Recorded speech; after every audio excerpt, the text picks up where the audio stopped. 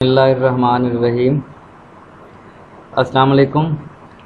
आज की वीडियो में हम 7 कॉन्टिनेंट के बारे में बात करेंगे और मैं आपको टिप्स और ट्रिक्स भी दूंगा कि किस तरीके से आप ये सारी इन्फॉर्मेशन एब्जॉर्ब कर सकते हैं, इसे याद कर सकते हैं और फिंगर टिप पे कैसे आपको ये हमेशा याद रहेगी।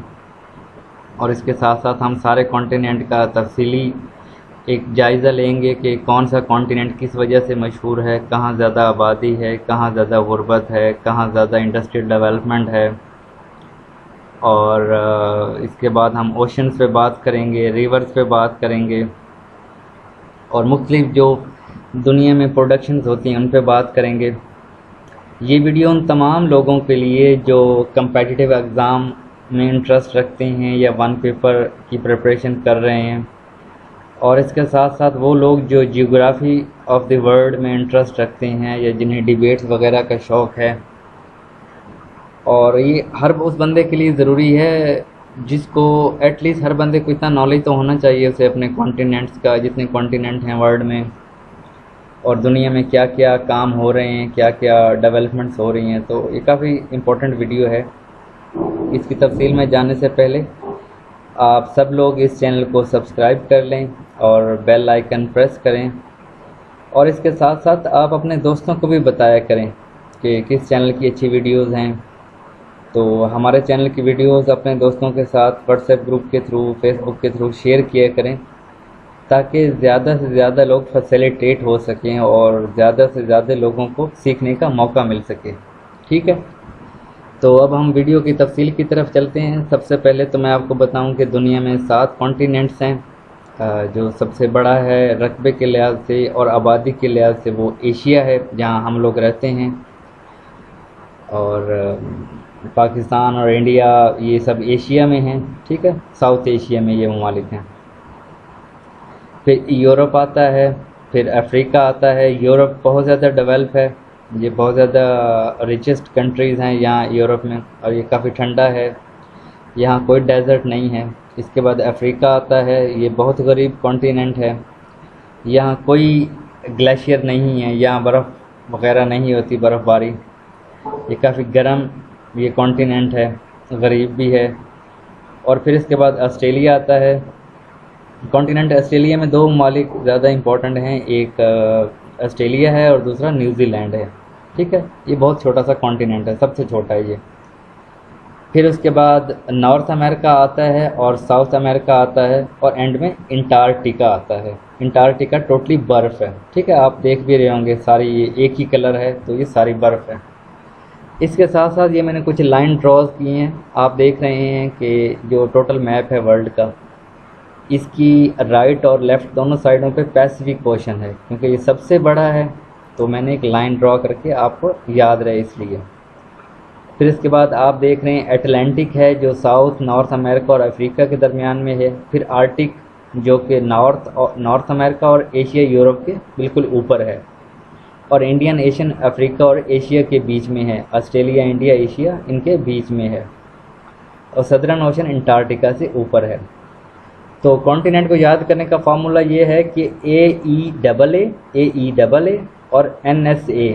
AE से एशिया, E से यूरोप, A से अफ्रीका और A से ऑस्ट्रेलिया, और NSA से नॉर्थ अमेरिका, साउथ अमेरिका और अंटार्कटिका। आपने इस तरह इसका एक ट्री सी बना लेनी है जो कि आपको कभी नहीं भूलेगी।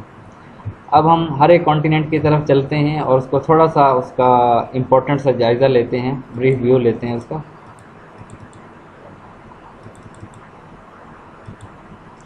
जी, सबसे पहले एशिया। जिस तरह पहले मैंने बताया है कि दुनिया में जो टोटल लैंड है, ज़मीन है, 1/3 एशिया में है। 60% जो वर्ल्ड पॉपुलेशन है, दुनिया की आबादी है, वो एशिया में रहती है।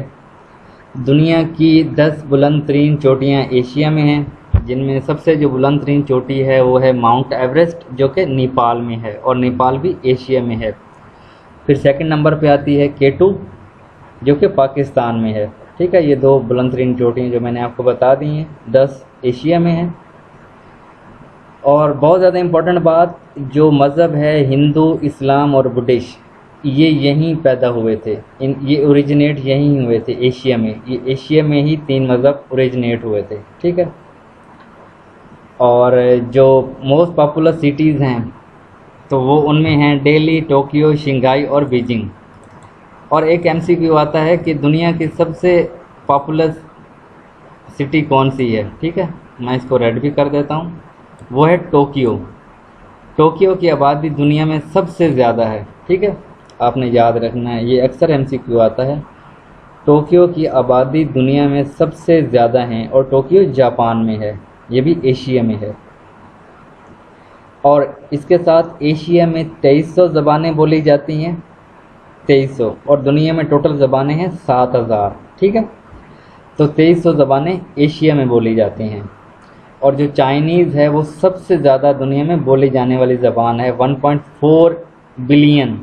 देख रहे हैं आप, 1.4 बिलियन लोग चाइनीज़ बोलते हैं।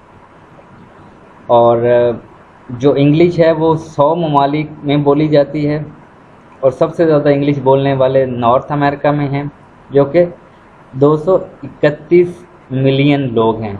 अगर क्वेश्चन आए कि सबसे ज़्यादा बोली जाने वाली ज़बान कौन सी है, तो आप बताएंगे कि वो चाइनीज़ है। तो इस तरीके से आपने ट्रिक बना के, एक ट्री बना के एमसीक्यू को याद रखना है। अब हम चलते हैं अफ्रीका की तरफ। जी, तो लोगों को बहुत ज़्यादा शौक़ होता है डायमंड्स वगैरह का, डायमंड की रिंग वगैरह का। तो आपको बताऊं कि दुनिया में 50% जो डायमंड्स हैं वो अफ्रीका में होते हैं। और सहारा, जो दुनिया का सबसे बड़ा डेजर्ट है, सहरा है, वो भी अफ्रीका में है। दुनिया का सबसे लंबा जो दरिया है, नाइल रिवर, वो भी अफ्रीका में है। और कहा जाता है कि जो पहला इंसान दुनिया में आया था वो भी अफ्रीका में आया था। और अफ्रीका बहुत ज़्यादा खुश्क है, गर्म है, यहाँ कोई ग्लेशियर नहीं है। तो आपने ऐसे भी इसको याद रखना है।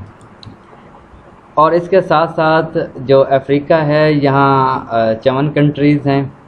और दुनिया में अगर सबसे ज़्यादा गुर्बत की बात की जाए तो वो अफ्रीका में है। तो आपने अफ्रीका को इस तरीके से याद रखना है। फिर ऑस्ट्रेलिया आ जाता है। इसमें काफ़ी सारे आइलैंड हैं, और दुनिया में जो सबसे ज़्यादा वूल प्रोड्यूस होती है, ऑस्ट्रेलिया दुनिया का सबसे ज़्यादा वूल प्रोड्यूस करने वाला मुल्क है, ठीक है। इस कॉन्टिनेंट में 2 इम्पोर्टेंट मुल्क हैं, एक ऑस्ट्रेलिया है, दूसरा न्यूजीलैंड है। न्यूजीलैंड की क्रिकेट टीम काफ़ी मशहूर है, ऑस्ट्रेलिया का भी काफ़ी मशहूर है, आपको पता ही होगा। इसके बाद है नॉर्थ अमेरिका। नॉर्थ अमेरिका में 23 कंट्रीज़ हैं, ग्रीनलैंड भी यहाँ है। एप्पल, जो दुनिया में सबसे पहला स्मार्टफोन जिस कंपनी ने बनाया था वो एप्पल था। आज भी जो सबसे बड़ी मोबाइल मैन्युफैक्चरिंग कंपनी है वो एप्पल की है। सबसे कॉस्टली मोबाइल भी एप्पल के होते हैं, वो भी नॉर्थ अमेरिका में है। ये नॉर्थ अमेरिका में है, कैलिफोर्निया में इसका मैन्युफैक्चरिंग प्लांट है। फेसबुक भी नॉर्थ अमेरिका यानी अमेरिका में ओरिजिनेट हुई थी, अमेरिकन्स ने बनाई थी। गूगल भी यहीं, और मिसिसिपी जो इम्पोर्टेंट जो दरिया है वो भी नॉर्थ अमेरिका में है। और नॉर्थ अमेरिका की टोटल 23 कंट्रीज़ हैं, जिसमें इम्पोर्टेंट है यूनाइटेड स्टेट, कनाडा, मेक्सिको, और कैरिबियन आइलैंड भी इसी नॉर्थ अमेरिका में ही है। जी, साउथ अमेरिका, ब्राज़ील का आपको सबको पता होगा, जो लोग कॉफ़ी वगैरह पीते हैं। तो दुनिया में सबसे ज़्यादा कॉफ़ी प्रोड्यूस करने वाला मुल्क ब्राज़ील है। अमेज़न रिवर यहीं है।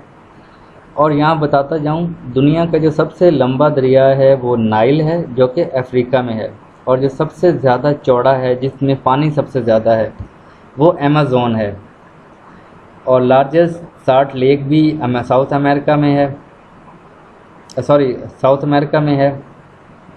और इसके साथ साथ जो लार्जेस्ट माउंटेन रेंज है एंडीज़, वो भी साउथ अमेरिका में है। लार्जेस्ट वाटरफॉल एंजल फॉल, ये भी साउथ अमेरिका में है। तो ये इंपॉर्टेंट चीज़ें थी साउथ अमेरिका की। ये काफ़ी इसमें से एमसीक्यूज़ अक्सर पूछे जाते हैं, तो आपने इनको अपने माइंड में बिठा लेना है। जी, यूरोप, आप सबको पता है कि यूरोप बहुत ज़्यादा रिचेस्ट और डेवलप यहाँ कंट्रीज़ हैं, यहाँ बहुत ज़्यादा डेवलपमेंट है। और इसके साथ साथ यहाँ यूरो करेंसी यूज़ होती है, जो कि 28 यूरोपीय ममालिक के दरमियान एक्सचेंज का एक ज़रिया है। और दुनिया का सबसे जो छोटा मुल्क है वेटिकन सिटी, वो भी रोम में है, जो कि इटली में है, ये भी यूरोप में ही है। और इसके साथ और भी छोटे ममालिक हैं, जैसे माल्टा हो गया, सैन मैरिनो हो गया, ये सारे ममालिक भी यूरोप में ही हैं। ये आखिरी है कॉन्टिनेंट अंटार्कटिका। इसमें 98% आइस है, यानी ये सारा बर्फ़ से ढका हुआ है। यहाँ लोगों की कोई आबादी नहीं है, यहाँ लोग नहीं रहते। यहाँ सिर्फ साइंटिस्ट रहते हैं, वो भी डिस्कवरीज़ करने के लिए, इन्वेंशंस करने के लिए, मुशाहिदात के लिए। और इसमें जो जनरल पब्लिक है, जिस तरह हम लोग एशिया, यूरोप, अमेरिका और बाकी कॉन्टिनेंट में रहते हैं, तो अंटार्कटिका में ऐसी कोई सूरत हाल नहीं है, वहाँ लोग नहीं रहते। तो आपको जस्ट पता होना चाहिए कि अंटार्कटिका क्या होता है। और इसके साथ साथ वो स्टूडेंट जो जीके की ऑनलाइन क्लासेस लेना चाहें, वो इस नंबर पे कॉल या व्हाट्सएप पे रब्ता कर सकते हैं।